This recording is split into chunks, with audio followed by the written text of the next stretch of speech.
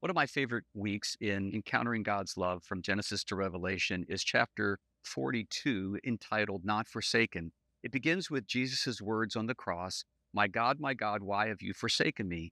And I was always taught that this meant that God had to turn his face away from his son because he could not look at sin. But in reality, what he is doing is a rabbinic concept called remezing. He is giving the people the first line of a psalm that will jolt them in remembering the rest. And so the people in the audience, mostly Jewish people, would realize this, and then they would recite the rest of the psalm, which includes five different things that happened to Jesus on the cross, including having his hands and feet pierced. They would realize that he's being the teacher even in this moment of pain. And then in verse 24, it says in the psalm that he did not turn his face away from him. And then it finishes at the very last verse, he has done it. Do you remember what Jesus said in his very last words before he gave up the spirit?